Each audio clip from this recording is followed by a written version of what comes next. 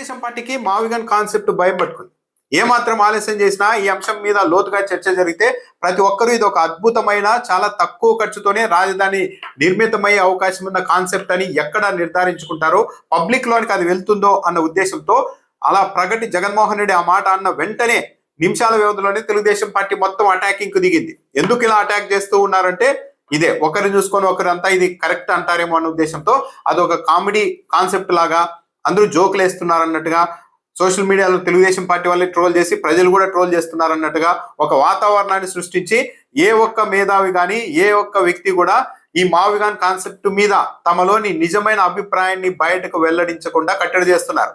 ఎవరైనా సరే దీని మీద ఒపీనియన్ చెప్తే వాళ్ళంతా కమెడియన్లు, వాళ్ళకి ఏమీ తెలియదు అన్నట్టుగా ఒక అవహేళన చేయాలన్న ఉద్దేశంతోనే ప్రీ ప్లాన్ గానే అటాక్ చేశారు.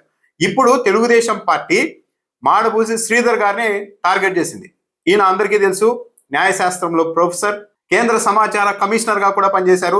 ఇదే మాడబూసి శ్రీధర్ గారిని తెలుగుదేశం పార్టీ జగన్మోహన్ రెడ్డి అధికారంలో ఉన్నప్పుడు వైఎస్ఆర్ కాంగ్రెస్ పార్టీ తీసుకున్న కొన్ని నిర్ణయాల మీద ఈయన కూడా వ్యతిరేకంగా మాట్లాడారు. ఆ సమయంలో తెలుగుదేశం పార్టీ టీవీ ఛానళ్లు ఈయన్ని డిబేట్ కు పిలిచి, చూసారా మాడబూసి శ్రీధర్ లాంటి వాళ్ళే జగన్మోహన్ రెడ్డి నిర్ణయాలను వ్యతిరేకిస్తున్నారంటూ మాట్లాడారు. కానీ ఈ రోజు మాడబూసి శ్రీధర్ గారు జగన్ ప్రతిపాదించిన మావిగాన్ కాన్సెప్ట్ పైన తన అభిప్రాయాన్ని చెప్పగానే తెలుగుదేశం పార్టీ ఆయన వ్యక్తిత్వం మీద అటాక్ చేస్తోంది. ఎంత దూరం వెళ్ళిపోయారు అంటే, తెలుగు 360 అని ఒక వెబ్సైట్ ఉంటుంది. ఇది ఎవరికి అనుకూలంగా ఉంటుంది అన్నది అందరికీ తెలుసు. ఒక ఆర్టికల్లో మాడబూసి శ్రీధర్ గారు జగన్మోహన్ రెడ్డి ప్రతిపాదించిన ఈ మావిగాన్ కాన్సెప్ట్ చాలా మంచిది అని తన అభిప్రాయాన్ని వెల్లడించగానే తెలుగుదేశం పార్టీ సోషల్ మీడియా, వాళ్ళ అనుబంధ వెబ్సైట్లు, యూట్యూబ్ ఛానళ్ళు ఏ విధంగా దాడి చేస్తున్నాయంటే అంత దారుణంగా దాడి చేస్తున్నాయి. తెలుగు 360 వెబ్సైట్ లో ఈ ఆర్టికల్ రాసినందుకు గాను మాడబూసి శ్రీధర్ గారిని ఏ స్థాయిలో టార్గెట్ చేశారో చూడండి. నిజానికి మాడబూసి శ్రీధర్ ఈ మధ్య తీవ్ర అనారోగ్యం పాలయ్యారు. ఆయన జ్ఞాపక శక్తి కూడా మందగించిందని సన్నిహిత వర్గాలు చెబుతున్నాయి. మరి ఇప్పుడు ఆయన పేరు వాడుకొని సాక్షి జర్నలిస్టులే కథనం రాసి అందుకు ప్రతిఫలంగా ఆయన కుటుంబానికి ఏమైనా ఇస్తున్నారా అన్నది తెలియదు. సాధారణంగా మాడబూసి శ్రీధర్ రాసే వాటికి ఇప్పుడు సాక్షిలో వస్తున్న వ్యాసాలకు అసలు పొందనే లేదు. అంటే ఎంత వ్యక్తిత్వ హరణం. మాడబూసి శ్రీధర్ గారికి బ్రెయిన్ పనిచేయలేదంట, ఎవరో రాసేసుకొని వాళ్ళ ఇంటికి ఆర్థిక సాయం చేస్తున్నారంట. మాడబూసి శ్రీధర్ గారు న్యాయశాస్త్రంలో ప్రొఫెసర్. ఆయన మీద, ఆయన కుటుంబం మీద ఒక విధంగా, ఎందుకు ఆయన కుటుంబం మీద కూడా దాడి చేస్తున్నారని ఎందుకు అనాల్సి వస్తుందంటే, మాడబూసి శ్రీధర్ గారు ఆరోగ్యం బాగాలేదంట, ఆయన జ్ఞాపక శక్తి లేదంటే, ఎవరో వ్యాసాలు రాస్తే అలా అనుమతించినందుకు ఆయన కుటుంబానికి ఏదో ఇస్తున్నారంట, అంటే డబ్బులు తీసుకుంటున్నారు అన్నట్టుగా ఇంత డైరెక్ట్ అటాక్ చేశారు. మరి ఈ విషయం మాడబూసి శ్రీధర్ గారి దృష్టికి వెళ్ళిందో లేదో కానీ ఇది చాలా తీవ్రమైన విషయం. ఎందుకు వీళ్ళంతా తెలుగుదేశం పార్టీ వాళ్ళు ఈ స్థాయిలో మాడబూసి శ్రీధర్ గారి మీద అటాక్ మొదలు పెట్టారు అంటే, మేము జగన్మోహన్ రెడ్డి మావిగన్ కాన్సెప్ట్ ప్రకటించిన వెంటనే మేమంతా అటాక్ చేసి ఎవరు కూడా నోరెత్తకుండా చేశాం. ఎవరన్నా నోరెత్తితే మీరంతా కమెడియన్లు, తెలియని వాళ్ళు, జ్ఞానం లేని వాళ్ళు అంటుగా మేము ఒక వాతావరణం సృష్టించాం. ఆ వాతావరణాన్ని కూడా బ్రేక్ చేసి మాడబూసి శ్రీధర్ ఆర్టికల్ రాశారు, మావిగన్ కాన్సెప్ట్ బాగుందని.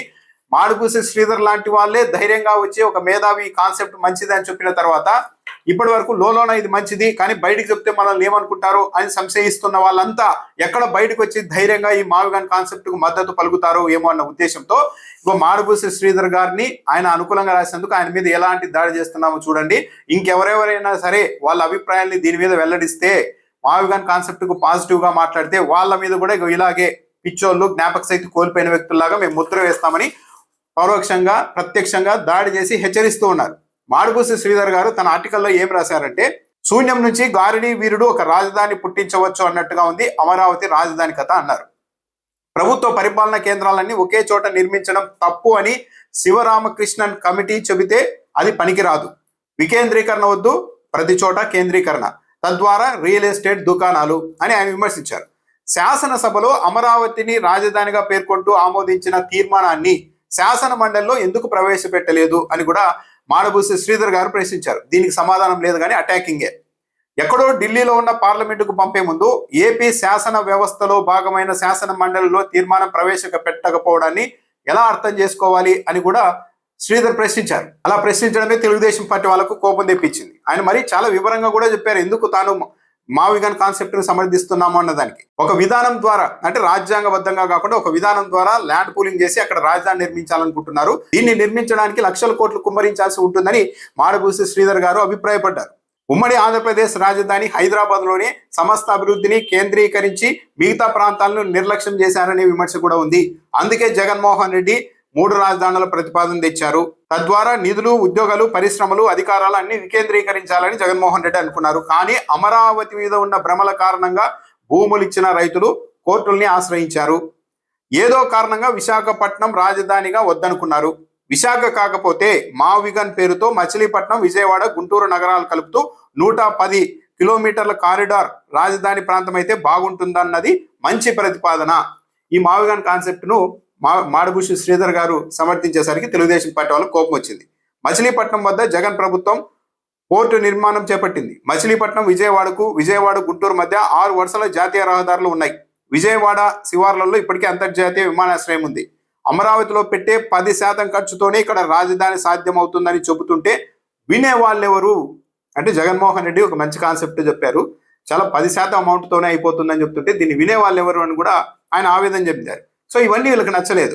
కృష్ణానది తీరంలో అమరావతి నిర్మించాలనేది ఏపీ ప్రభుత్వ నిర్ణయమని, వరల్డ్ క్లాస్ రాజధాని నిర్మాణం జరుగుతోందని కేంద్ర మంత్రి రామ్మోహన్ నాయుడు గారు ప్రకటించారు. బాగానే ఉంది, కానీ మరి ఏపీ ప్రభుత్వ నిర్ణయం అయితే పార్లమెంట్ చట్టం అవసరం ఎందుకు వచ్చింది అని కూడా ప్రశ్నించారు మాడభూసి శ్రీధర్ గారు. పైగా ఇంతటి భారీ వ్యయాలపై, పారదర్శకత లోపంపై ప్రశ్నలు లేవనెత్తుతున్నారు. లక్షల కోట్ల రూపాయల పెట్టుబడులు అవసరమని చెప్పడం, ఆ నిధుల మూలాలు స్పష్టంగా లేకపోవడం ఆందోళన కలిగిస్తోంది. మౌలిక సదుపాయాలకు గాను 1,00,000 ఎకరాలకు ఎకరాకి 2 కోట్ల చొప్పున 2 లక్షల కోట్ల రూపాయలు వ్యయం అవుతుంది. అంత డబ్బు ఎక్కడి నుంచి వస్తుందని వైసీపీ పార్లమెంటరీ పార్టీ నేత వైవి సుబ్బారెడ్డి ప్రశ్నించారు. రాజధాని విషయం రాష్ట్ర ప్రభుత్వ పరిధిలోనేది అయితే పార్లమెంట్లో బిల్లు ఎందుకు పెడుతున్నారని ఆయన సంధించిన ప్రశ్న కీలకమైనది అని కూడా అభిప్రాయపడ్డారు. సో ఇలా మావిగన్ కాన్సెప్ట్ అన్నది సరైనదే అని చెబుతూ అమరావతి నిర్మాణం పైన ఆయన అనేక ప్రశ్నలు సంధించేసరికి తెలుగుదేశం పార్టీ వాళ్ళకు కోపం వచ్చేసింది. మాడభూసి శ్రీధర్ గారు పెద్ద మనిషి కాబట్టి ఆయన విషయంలో మనం విమర్శలకు, వ్యక్తిగత దాడికి దిక్కుండా వదిలేస్తే ఈయన్ని చూసి ఇంకో 10 మంది మేధావులు బయటకు వచ్చి వాళ్ళ అభిప్రాయాన్ని కూడా వ్యక్తీకరిస్తారు.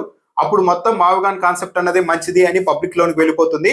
కాబట్టి దీన్ని మొగ్గలోనే తుంచేయాలి అంటే మావిగన్ కాన్సెప్ట్ మీద మాట్లాడే వాళ్ళంతా జోకర్లు, వాళ్ళకి ఏమీ తెలీదు, అజ్ఞానులు, లక్షల కోట్లు పెట్టైనా సరే అమరావతిలోనే రాజధాని నిర్మించాలనే వాళ్ళే జ్ఞానులు అన్న ఒక ముద్ర వేయాలి. దీన్ని కూడా తట్టుకొని ఎవరైనా మాడభూసి శ్రీధర్ లాంటి వాళ్ళు డైరెక్ట్ గా బయటకు వచ్చి మావిగన్ కాన్సెప్ట్ ను సమర్థిస్తే వాళ్ళకి అసలు జ్ఞాపక శక్తి కోల్పోయారు, ఎవరో రాసేసి వాళ్ళ ఇంటికి డబ్బులు పంపిస్తున్నారు, ఇలా రాసినందుకు, ఆర్టికల్స్ రాసుకున్నందుకు అని ఒక వ్యక్తితో దాడి చేస్తున్నారు. ఎంత ప్రమాదకరంగా తయారయ్యారు తెలుగుదేశం పార్టీ వాళ్ళన్నది దీన్ని బట్టి అర్థమవుతుంది. అంటే ఒక అభిప్రాయం వ్యక్తీకరిస్తే వాళ్ళు అమ్ముడుపోయినట్టు, వాళ్ళ జ్ఞాపక శక్తి కోల్పోయినట్లు, వాళ్ళు తిక్కోళ్ళు అన్నట్టు, వాళ్ళు జోకర్లు అన్నట్టుగా దాడి చేస్తూ ఉన్నారు అంటే దీన్ని బట్టి పబ్లిక్ అర్థం చేసుకోవాలి.